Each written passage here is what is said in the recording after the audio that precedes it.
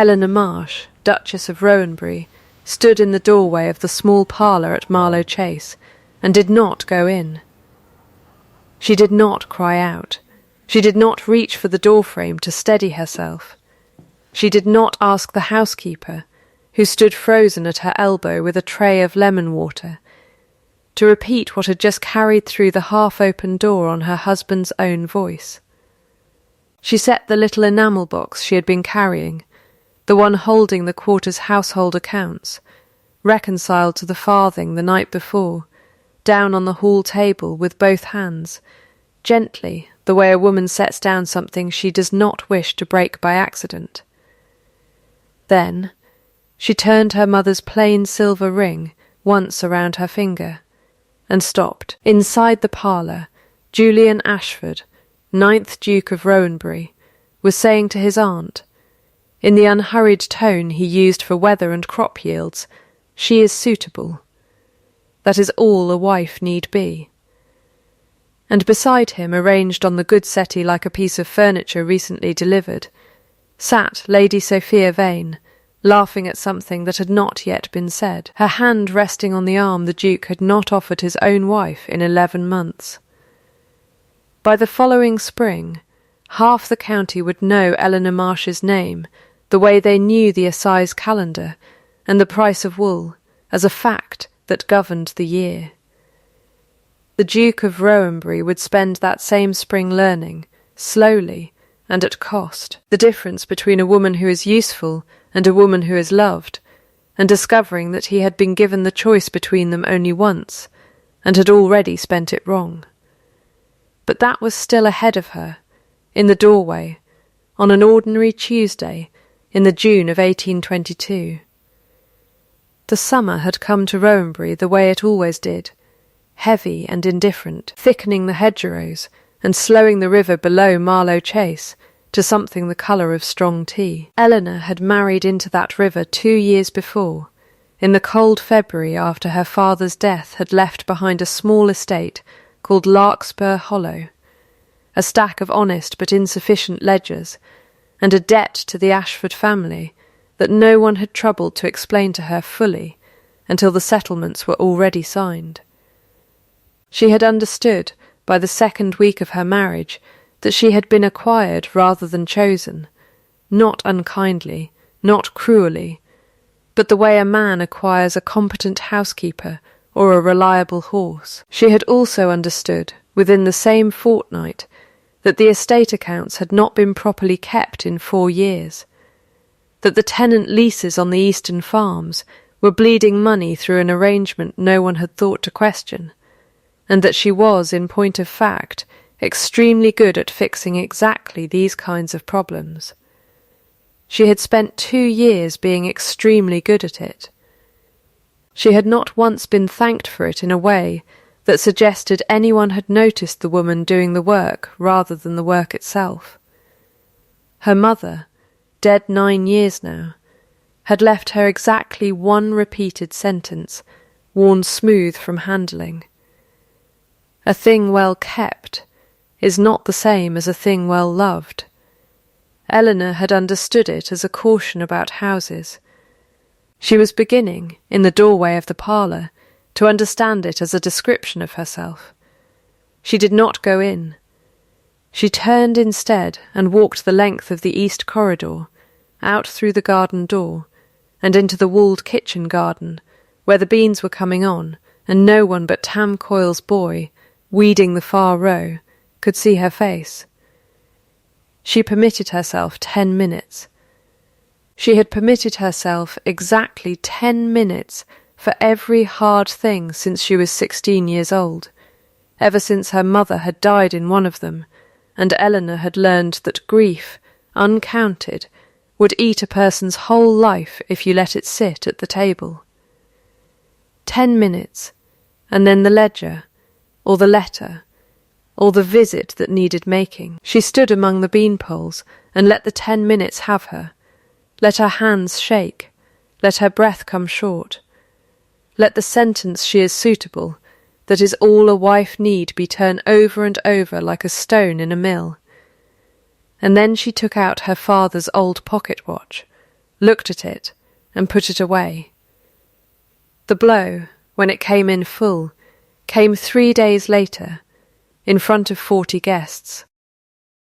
Marlow Chase held its midsummer garden gathering every year without fail, an event so fixed in the county's calendar that Eleanor had spent the previous week arranging trestle tables, confirming the fish would arrive fresh from Rowan Water, and settling a dispute between the cook and the confectioner over who commanded the icehouse.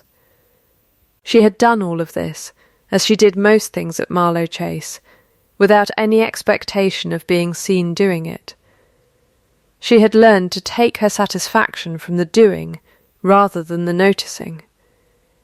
She was crossing the lower lawn with a tray of correspondence for the Duke's signature, a landlord's habit she had fallen into simply because someone needed to, and no one else had, when she saw Julian come down the terrace steps with Lady Sir Sophia Vane on his arm, in full view of the assembled guests, and present her to his aunt, to the vicar's wife, to the visiting magistrate, as though introducing a discovery rather than confessing a habit.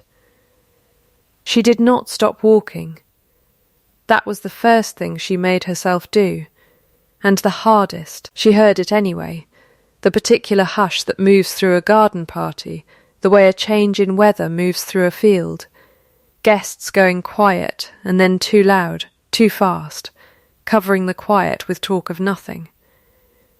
She heard her husband's aunt, Lady Marguerite Fell, murmur something sharp behind her fan. She heard, worst of all, her own name spoken by a woman 2 feet away, who had not troubled to lower her voice.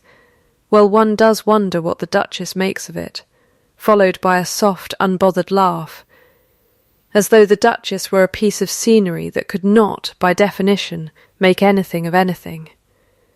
Eleanor set the tray down on the nearest table. She did it the way she had set down the accounts box 3 days before, both hands, no sound, no haste. She did not confront him on the lawn. She did not weep into her handkerchief where the county could watch her do it. She walked, instead, the whole visible length of that lawn, past the trestle tables and the ice sculptures and the 40 pairs of eyes, doing their very best not to stare, climbed the terrace steps alone, and went into the house. She permitted herself 10 minutes in the small sitting room upstairs that had been her mother's dressing room once, in another life, before it became a room where a duchess sometimes sat and did sums. She sat with her hands folded and let the shaking happen, and when the 10 minutes were finished, she stood and made an inventory out loud.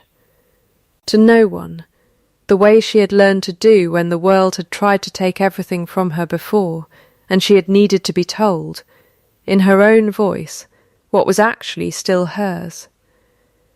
Larkspur Hollow, her father's small freehold, entailed to no one, held in her name alone, under the terms of her mother's marriage settlement. Hers. 4 years of estate accounts she had rebuilt from ruin, with her own hand, every figure defensible, every entry witnessed. Hers, in the sense that mattered, whatever the deed said.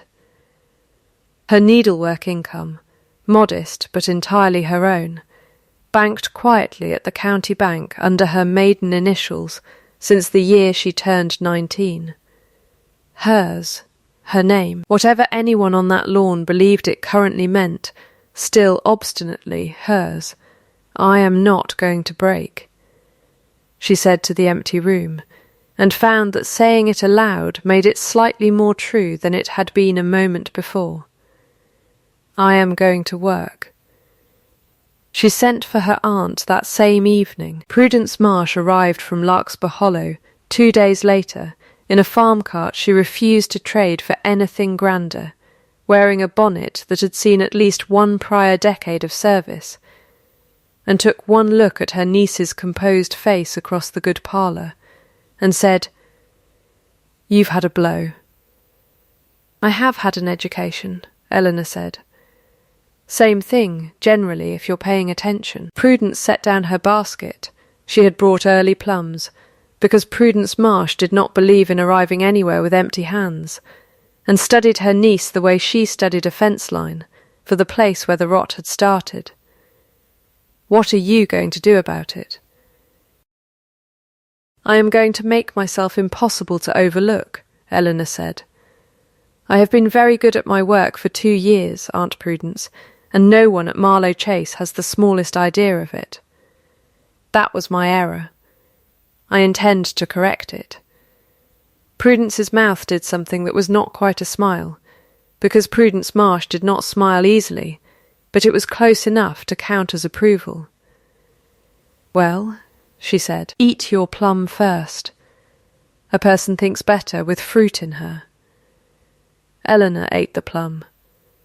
It was, she noted with the flat clarity of a woman cataloguing evidence, extremely good. The Eastern farms had been losing money for 11 years, a fact Eleanor had suspected for one, and confirmed, with the aid of 4 ledgers, a survey map borrowed from the county office, and 3 long afternoons with the estate steward's assistant in the 8 days following the garden party. The problem, once she laid it flat on the study table, with her own careful hand beneath it, was almost embarrassingly simple. Old drainage arrangements dating from the last Duke's time diverted water off the high fields onto tenant land that had never been properly ditched to receive it, drowning 2 farms' worth of good soil every wet spring and costing the estate, by Eleanor's calculation, something close to £140 a year in reduced rents, forgiven arrears, and outright abandoned holdings. No one had fixed it, because fixing it required admitting that the arrangement, made 40 years earlier by a duke everyone still spoke of with reverence, had simply been wrong. Eleanor did not care whose arrangement it had been. She went to Tam Coyle first, because Tam Coyle held the worst drowned of the 2 farms, and had every reason to distrust another Ashford promise. He was a broad, sun-creased man of perhaps 40, who met her at his gate with his hat in both hands, and his jaw set for disappointment. "Your Grace," he said, in the flat tone of a man who has said your grace to landlords before, and watched it come to nothing. "Mr. Coyle." "I've brought the survey," Eleanor said, and unrolled it on the top rail of his own gate rather than asking to be shown indoors, because she had learned that men like Tam Coyle trusted business done where they could see all of it. "Your low field floods, because the Marlow drain empties above your boundary instead of below it. It has done that since your grandfather's time.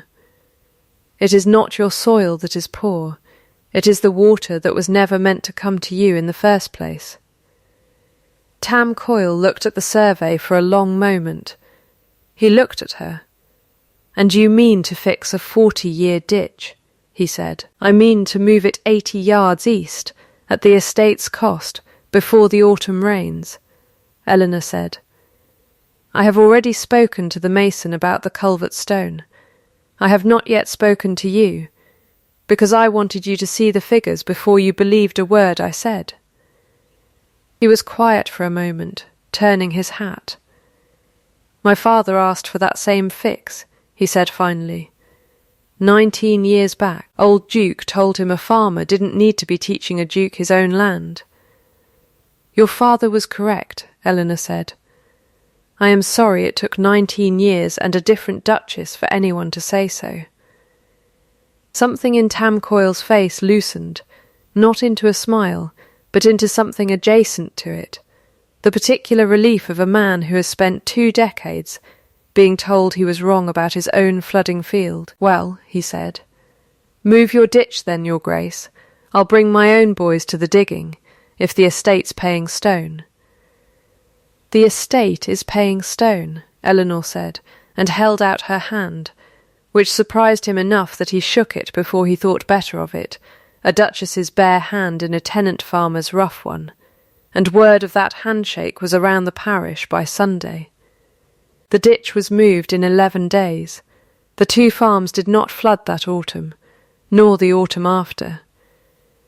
It was a small thing, in the scale of an estate worth many thousands a year. It was also, Eleanor understood with the flat satisfaction of a woman who has learned to measure her victories honestly, the first thing at Marlow Chase in 2 years that had her name attached to it in the mouths of people who were not required to be kind to her. She heard, some weeks later and second-hand, that a name had begun attaching itself to the Eastern Farms recovery that was not the steward's. She heard it from her husband's own valet, who mentioned it to the housekeeper, who mentioned it carefully to Eleanor, the way one passes along something that might matter to a person who has learned not to expect good news. Julian Ashford noticed his wife for the first time, really noticed her, the way one notices a fact rather than a fixture, on a wet Tuesday in late July, when his land agent brought him the quarter's rent returns, and he saw for the first time in the estate's recent history that the Eastern Farms had paid in full.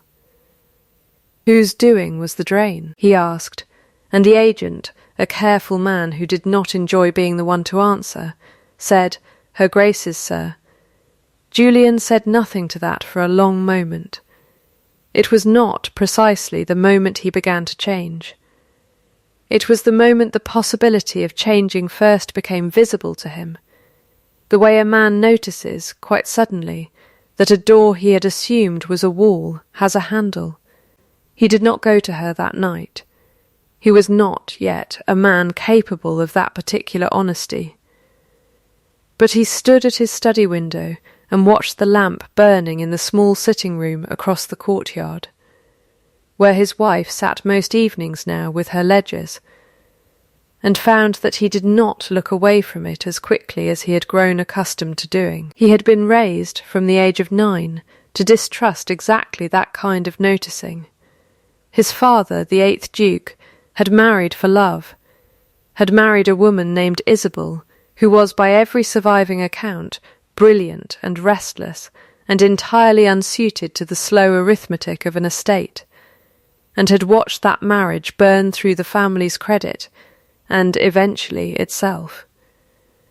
In the space of 11 years, ending in a scandal so complete that Isabel Ashford had left England altogether and never once written to the son she had abandoned. The old Duke had spent the remainder of his life teaching that son one doctrine, repeated so often it had worn a groove. A man does not marry what he wants. He marries what will hold. Julian had been 19 when his father died, still believing it. He was 31 now, and had built his entire adult character on top of it, the way a man builds a house on a single load-bearing wall, never troubling to ask whether the wall was sound. He had chosen Eleanor Marsh 2 years before, precisely because he had believed her safe from that particular danger, a sensible woman of sensible family, a marriage of accounts and utility, nothing that could ever again cost him what his father's choice had cost. He had told himself, and occasionally told others, that this was a kindness to her as much as a caution to himself. He had not once considered that a woman might wish to be wanted, rather than merely deemed suitable, because he had trained himself, for 2 decades, not to consider wanting anything at all. He watched her lamp burn until well past midnight, and told himself it meant nothing, and knew, in the particular stillness of a man doing arithmetic he dislikes, that it was beginning to mean something after all. Meanwhile, in the estate office at the edge of the home farm, Rupert Colling, the Duke's second cousin and, since the old steward's retirement, the man who managed the family's outlying leases, sat with a document he had been composing, in careful stages, for the better part of a year. Colling stood next in line for the dukedom, after Julian's own unborn children, a fact that had mattered a great deal to him for most of his life, and had begun, in recent years, to matter more than was entirely wise. He had watched Julian's marriage settle into its cold, useful arrangement with something close to satisfaction. A childless, loveless marriage suited his prospects rather well, and had watched, with rather less satisfaction, the Eastern farms turn a profit under a duchess whose competence he had previously discounted entirely. The note he had drawn represented an old debt, a genuine one once, from Eleanor's father's estate to the Ashford family, incurred in a bad harvest year, and long since folded into the marriage settlement and settled in full. Colling's note claimed it had never been settled at all, and claimed further, through a signature copied with real skill from an old lease document, that Eleanor's father had pledged Larkspur Hollow itself against it. If the note held, Larkspur Hollow, the one thing in the world that was unambiguously, entirely Eleanor's own, would pass to the Ashford estate, and through certain arrangements Colling had quietly made with a debt-collecting solicitor in the county town, a substantial portion of it would pass, in turn, to him. He needed only the right moment to produce it. A scandal would help. A marriage already unsteady would help more. He had been the one, in fact, who first suggested to Lady Sophia Vane that the Duke of Rowanbury might be amenable to a closer acquaintance, and had done so with a delicacy that left her uncertain, afterward, whose idea it had truly been. Sophia Vane was 24, handsome and in debt through a brother who gambled and a father who pretended not to notice. Colling had settled a portion of that debt, quietly, the previous winter, and had mentioned with equal quietness that he would consider the matter closed if she made herself visible on the Duke's arm at Marlow Chase's midsummer gathering, and continued to do so as opportunity allowed. She had told herself it was harmless, attention, nothing more, a Duke too cold to notice or care what was said of him, and had discovered, watching Eleanor Marsh cross that lawn without breaking stride, that harmless was not the word for what she had done. She did not yet have the courage to say so aloud. That would come later, and cost her something to say. By August, the county had begun to speak of the Duchess of Rowanbury the way it spoke of a well-built bridge, with the particular respect reserved for things that simply worked. Eleanor had turned the wool contract that same month, negotiating directly with the Rowan water merchants after discovering the estate's previous agent had been taking a private commission on every bale sold below market rate for 6 years running. She did not accuse the agent publicly. She simply renegotiated the contract herself, in the merchant's own counting house. With figures so precisely assembled that the merchant remarked, afterward, that he had not been managed so thoroughly since his own father died. The gain to the estate that quarter was upward of £200. The gain to Eleanor's reputation in the county was, by any honest measure, considerably larger. Julian found her in the study one evening in early September, bent over the wool ledger by candlelight, and did something he had not done in the 2 years of their marriage. He sat down across from her, uninvited, and asked what she was doing. Reconciling the merchant's figures against the estates, she said, without looking up. You needn't concern yourself with it. I have it in hand. I know you have it in hand, Julian said. I should like to understand it regardless. She looked up at that. It was, she thought, the first full sentence he had spoken to her in months that was not about weather, guests, or the disposition of a room. She explained the wool contract to him for perhaps 20 minutes, plainly, without softening the figures or her own opinion of the previous agent's honesty, and Julian listened the whole time without once interrupting, watching her hands move across the columns with something that was, if she had permitted herself to name it, very close to respect. You have done all this, he said finally, and I did not know it. You did not ask, Eleanor said. It was not an accusation. It was, in the manner she had learned from her mother's own maxims, simply a fact laid flat on the table between them. I have found that people rarely notice work that is never allowed to fail. He absorbed that in silence for a moment. I called you suitable, he said, at the midsummer gathering. To my aunt.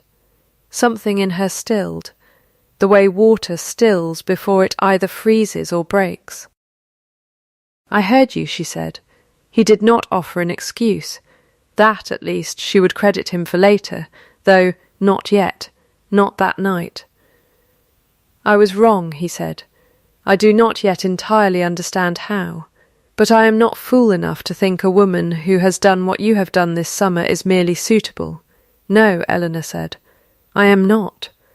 I have never been merely anything, Julian. You simply were not looking. He did not answer that. He looked, instead, at her hands on the ledger, at the plain silver ring she wore that was not a duchess's ring at all, and something behind his eyes moved, the way weather moves behind a hill before it is visible over it. He rose to leave her to her work. At the door he stopped. The ring, he said. You never wear the Ashford sapphire. I offered it to you the week we married. You offered it to me the way one offers an inventory item, Eleanor said. I preferred my mother's ring. It was given for a reason. Yours was given for an arrangement. She looked at him then, steady, unhurried. If you ever wish me to wear it, Julian, you will have to give it to me again. Properly, this time. Not tonight. Not with an excuse attached to it. Show me first. He left without answering. She heard him stop, once in the corridor, and then go on.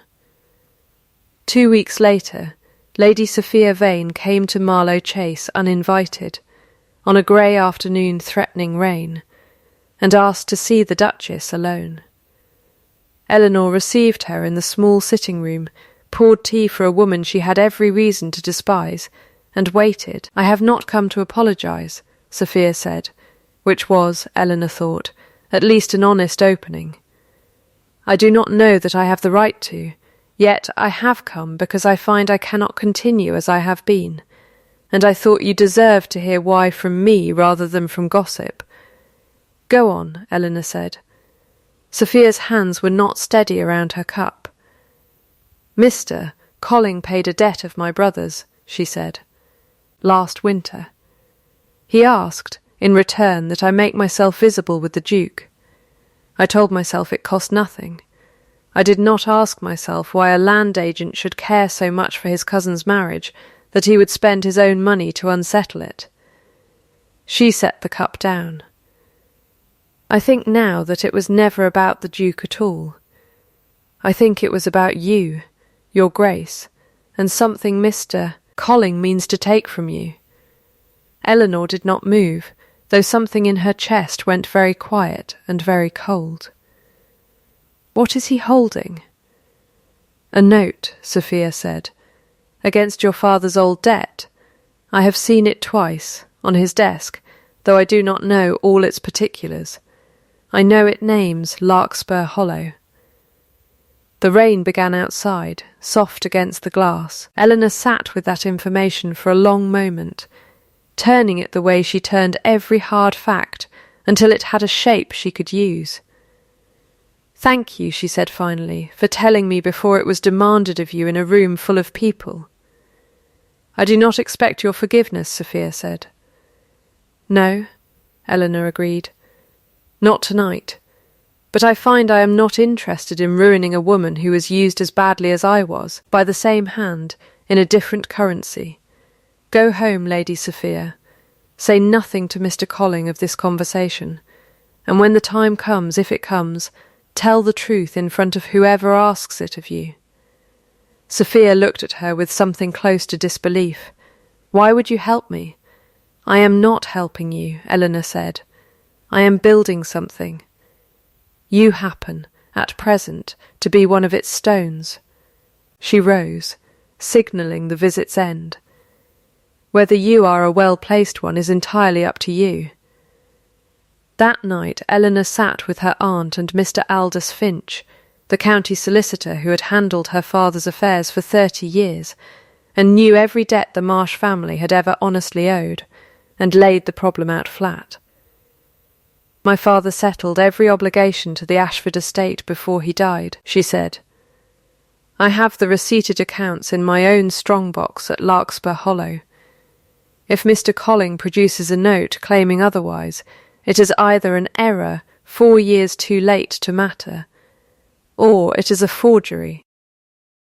Finch, a small, precise man who wore his spectacles low and trusted nothing he had not examined twice, took the receipted accounts from her when she brought them the following morning, and spent 3 days comparing every signature against known specimens of her father's hand from the parish register, the bank, and 2 surviving letters.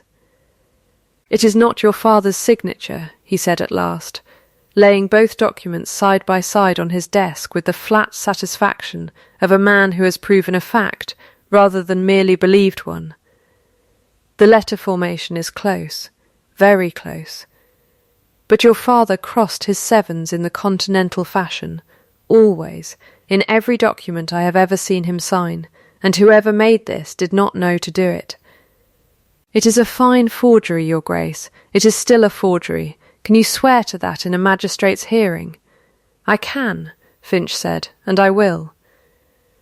Colling's counterpunch came a week later in the form of a sworn statement procured from a debt-collecting solicitor in the county town, attesting that the Marsh family's obligation had indeed never been formally discharged.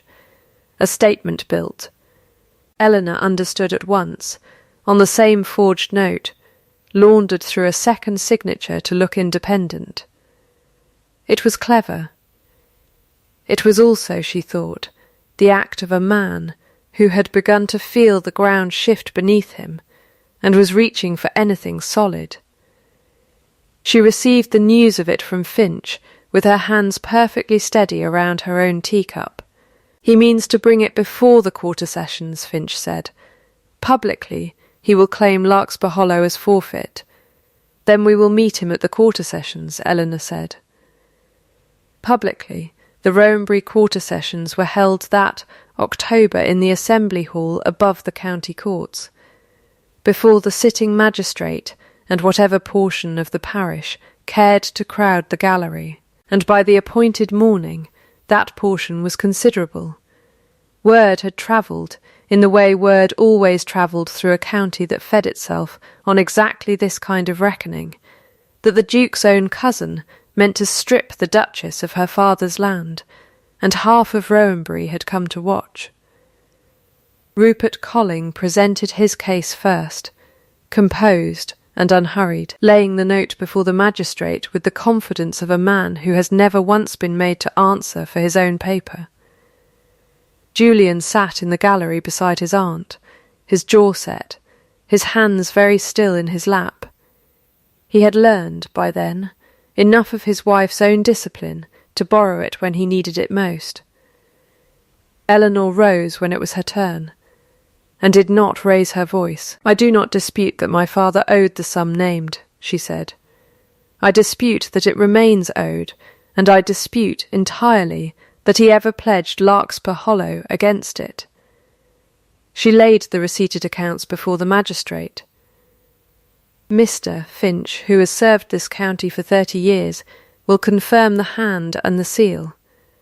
Finch confirmed both, precisely, without embellishment. "Mr. Colling's note," Eleanor continued, "bears my father's signature with every 7 crossed in the English fashion. My father never once, in 21 years of documents that survive him, crossed a 7 in his life. He learned his hand from a Genevan tutor and kept it to his death." She turned to the magistrate. "I would ask that the note be examined beside the receipted accounts, side by side, in this room, by anyone who cares to look." The magistrate did look, at length, and so did a great many others in the gallery who pressed forward to see for themselves, and the murmur that moved through the hall was the particular sound of a room recalibrating in real time. It was into that murmur that Tam Coyle rose, uninvited, from the gallery, hat in hand. "Might I speak, your worship?" The magistrate, startled but curious, allowed it. "I've farmed Ashford land 19 years, Tam said. Her Grace fixed a drain my own father begged for and never got. I've no stake in her ledgers nor her land, but I know a woman who deals plain when I see one, and I know Mr. Colling's man tried twice this summer to buy my silence on a boundary dispute, with coin that wasn't rightly his to spend. I'll swear to that, if it's wanted." It was wanted. So, in the space of the next quarter hour, was the merchant from Rowan Water, who confirmed that Colling had approached him privately in August, offering to smooth the wool contract dispute in exchange for a quiet word against the Duchess's management, should it ever be required. So, finally, was Lady Sophia Vane, who rose from the back of the gallery with her chin high and her hands, for once entirely steady. "I was paid to make myself visible with the Duke," she said, into a hall gone very quiet indeed by Mr. Colling, to distract from exactly this note. "I have seen the note itself, on his desk, before it was ever produced here. I am not proud of what I did.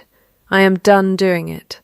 Something behind Rupert Colling's composure went out, all at once like a lamp starved of oil. He did not confess. He did not need to.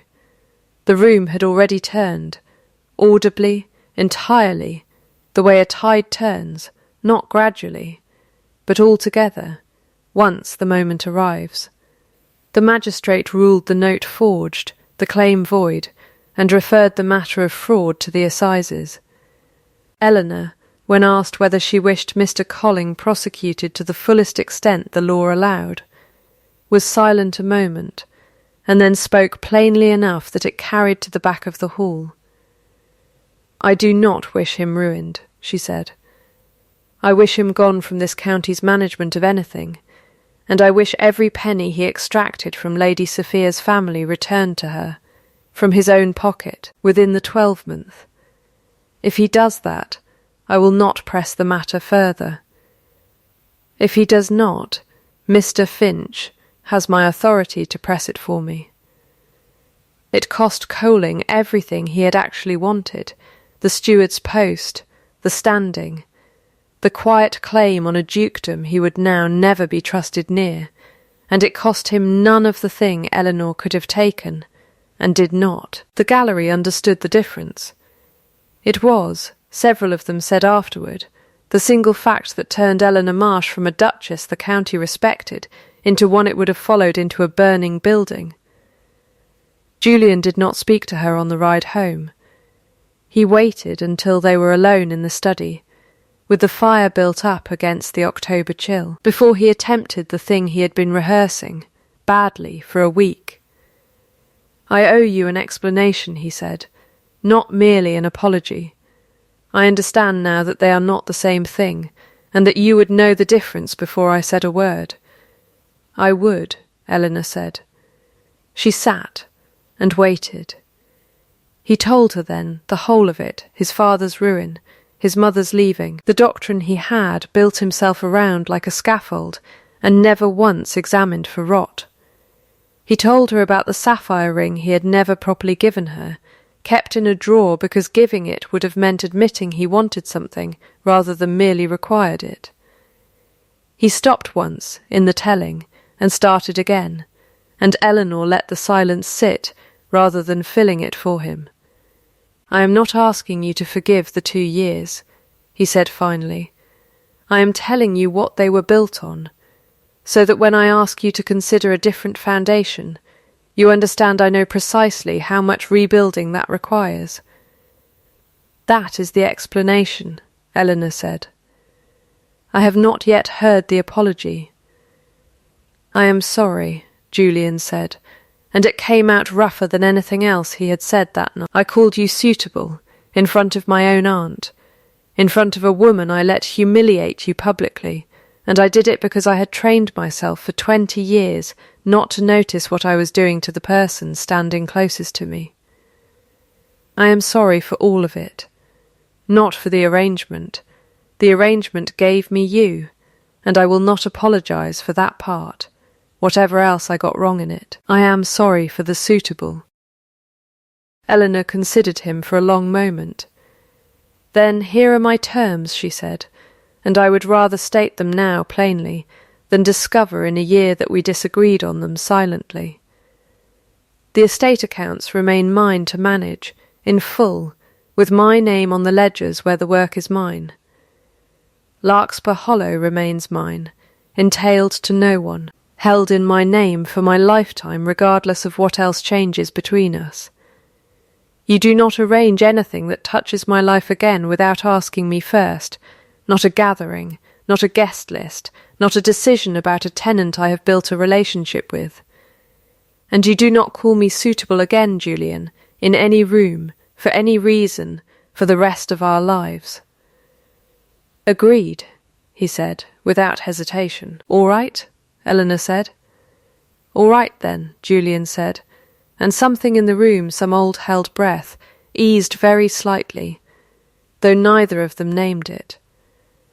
Sophia Vane came once more to Marlow Chase, in November, to make her own apology in full, not the county's version, delivered in a crowded hall, but a private one, given to Eleanor alone across the same small sitting-room where she had first told the truth. I could have refused Mr. Colling from the start, she said. I chose the easier debt instead of the harder honesty. I am sorry for the part I played in your worst afternoon, and I do not ask you to forget it. I do not intend to forget it, Eleanor said. I intend to remember it precisely, and forgive it anyway, because you corrected it in the one room where the correction mattered most, at real cost to yourself. She considered the younger woman a moment. Misty, Finch tells me you have no position, now that Colling's household has scattered. Larkspur Hollow will need a steward's clerk by spring. If you have any head for figures, and no objection to plain work. Sophia's composure, so carefully held through the whole visit, finally broke, not into weeping, but into something quieter, a held breath let go. Why? Because you are not the villain of this story, Eleanor said. You were a tool someone else picked up. I find I have very little use for punishing tools. I have considerably more use for good clerks. The winter that followed was, by any outward measure, unremarkable, and it was in the unremarkableness that Eleanor found the proof she had actually been waiting for. It was not in speeches. Julian made her exactly one more speech, brief and plain, the evening he finally placed the Ashford sapphire in her palm, rather than merely offering it. I am not asking you to wear this because it is expected, he said. I am asking because I would like, for once, to give you a thing rather than assign it to you. And she wore it from that night, alongside her mother's silver ring, not instead of it. But the speeches were not what convinced her. Roofs convinced her. Unwitnessed, ordinary labour, repeated on days no one was watching, convinced her, the way her mother's maxim had always insisted it should. He began moving his chair beside hers over the estate ledgers in the evenings, not across from her, and asking questions rather than issuing opinions. He began pouring her tea before she asked for it, having noticed, finally, that she took it without sugar and precisely 2 minutes steeped. He began consulting her, first on small matters and then on large ones, and, the thing that told her most, he began correcting himself aloud when he caught his own old habits reasserting themselves, rather than waiting to be caught. The relapse came in February. small and unremarkable in itself, which was exactly why it mattered. He renewed a lease on the northern farm, without consulting her first, out of nothing worse than old habit, the reflex of a man used to deciding alone, and told her of it afterward as though it were nothing. Eleanor set down her pen. "That farm borders the tenant families I've spent 8 months building trust with," she said, evenly. "You did not ask me. You simply did it, the way you would have a year ago." He stopped himself before defending it, which she noted, and which mattered more than the lapse itself. "You're right," he said. "I did exactly what I promised I would not do. I will write to the tenant tonight and amend the terms with your input included, properly, before it is finalised. I am sorry, not for the lease, for deciding it without you. That is the correction I needed to hear," Eleanor said, and let the matter close there, because she had learned by then that a single honest correction was worth considerably more than 100 promises never tested. He asked her to marry him again in March, not before a magistrate, since they were, by every legal measure, already thoroughly married, but in the walled kitchen garden where she had once taken her 10 minutes among the beanpoles, on an evening when the first real warmth of spring had finally reached Rowanbury. "You once heard me call you suitable," he said, "in a room I did not know you could hear. I have thought of little else this year but what I would say instead, if I ever had the chance to say it again, in a room you chose to be in. Say it then," Eleanor said. "You are not what I bargained for," Julian said. "I bargained for suitable. I bargained for useful and safe, and nothing that could ever cost me the way my father's choice cost him. I got, instead, a woman who rebuilt an estate I had let rot, who forgave a rival with more grace than I have ever managed toward anyone, who out-argued my own cousin in front of half the county, and did it without raising her voice once.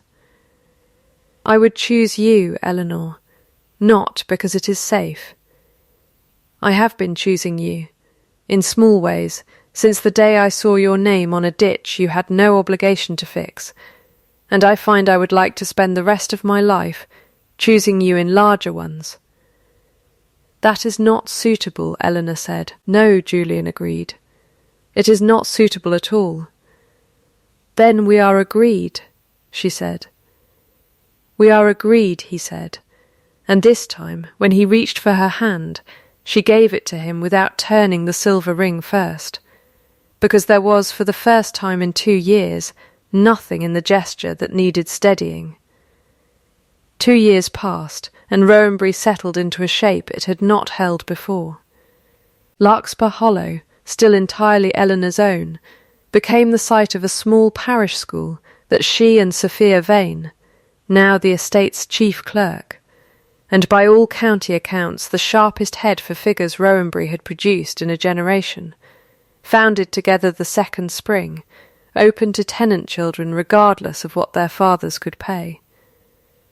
The eastern farms, long past their flooding, posted fair wages for every hand at harvest, a practice Eleanor had insisted upon the first year, and Julian had continued without being asked the second, which she took, privately, as proof of something more durable than any speech could have offered. Rupert Colling repaid Sophia's family debt within the year the magistrate had allowed him, in full, from the sale of what modest property remained to him, and left the county for a clerkship in the north that no one at Marlow Chase ever heard mentioned again. It was not forgiveness, precisely, that Eleanor felt when Finch confirmed the final payment. It was closer to completion, a ledger balanced, an account closed, nothing further owed on either side. Tam Coyle's low field, 8 harvests on from its mended drain, remained the most reliable acreage on the estate, and Tam himself sat by the second year on the small tenant council Eleanor had established to advise on exactly the kind of decisions the old Duke's arrangements had once made, without asking anyone at all. The Ashford sapphire and the plain silver ring were worn together, every day, by a duchess the county no longer discussed in whispers behind fans, but named, without irony, among the reasons Rowanbury had become a place other estates sent their agents to study. Marlow Chase itself, in the particular way houses have of holding the temperature of the marriages inside them, had stopped being cold. Guests remarked on it without quite knowing what they were remarking on, a warmth in the rooms that had nothing to do with the fires, a sense, walking the corridors, of a house finally allowed to exhale. Eleanor kept her mother's maxim, in the end, but she had changed what she heard in it. A thing well kept is not the same as a thing well loved. She had spent 2 years being the first without the second, and had answered it not with tears but with work, with ledgers, with a ditch moved 80 yards, and a forged signature caught on a single crossed 7.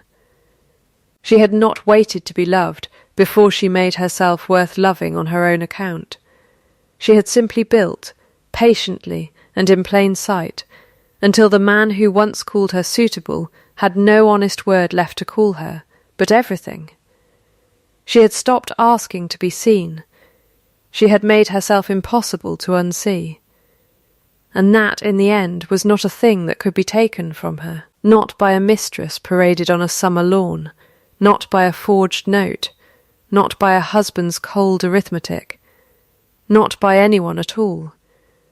It could only, ever, be given away, and she had learned, at last, to give it only where it was properly earned.